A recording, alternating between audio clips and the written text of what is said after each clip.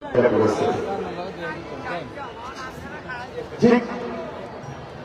একই দিনে যারা রচনা করছে আপসীন দেশের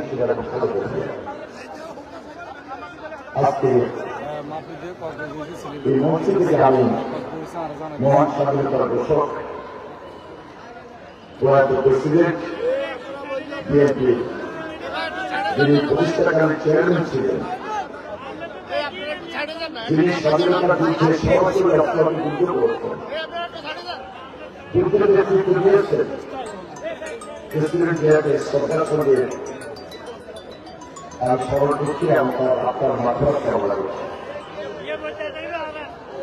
একজন মহিষী রানী আমাদের মাতৃতুল্য দেশের যে আবশ্যিক করেন খেলা দিয়ে তার উপর অত্যাচার নির্যাতন আমরা সচক্ষে এমনভাবে দেখেছি, যদি বিগত 17 বছর সেই নির্যাতনের কথা বলতে যায়, বছরের পর বছর গৌরব শেষ হবে না। মিথ্যা মামলা সাজাপ্রাপ্ত হয়ে তিনি দীর্ঘদিন কারাবন্দী ছিলেন এবং কারাগারের একটা স্যাঁতস্যাঁতে গরমের মধ্যে ছিলেন। সুস্থ মানুষ অসুস্থ হয়ে এসে মৃত্যুর সঙ্গে পাঞ্জা করছিলেন। তিনি আজকে আমাদের মধ্যে নেন। 30 ডিসেম্বর 2025 তিনি ইন্তেকাল করেন। আমি তার আত্মার মাগফিরাত কামনা করছি এবং মনে আল্লাহর কাছে আল্লাহ যেন তাকে দেশবাসী করেন, জান্নাতবাসী করেন, সেগুলো দোয়া করছি।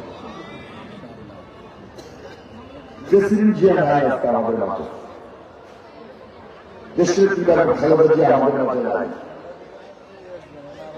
ওনার ছেলে যারা তারেক রহমান অত্যাচারিত, নির্যাতিত, নির্বাসিত জীবন শেষে বাংলাদেশে এসেছেন। তিনি বাংলাদেশে এসে মাত্র 15 মিনিটের একটা বক্তব্য দিয়েছেন। এই বক্তব্যে প্রতিশোধমূলক জগন্নাথের কথা তিনি তুলে ধরেন। তিনি শুধু আমার সাহায্য করেছেন, মায়ের জন্য মা খালেদা জিয়ার জন্য দোয়া চেয়েছেন এবং হযরত মুহাম্মদ সাল্লাল্লাহু আলাইহি ওয়াসাল্লামের ন্যায় প্রমাণের কারণে কিভাবে দেশের সেবা করবে সকলের সহযোগিতা কামনা করেছেন। এই বিএনপি সেই বিএনপি জনবান্ধব, গণবান্ধব, জনদর্শী বিএনপি। এই বিএনপি নেতৃত্বে আসতে তারা তিনি আজকে গ্রামে গ্রামে ঘুরছেন।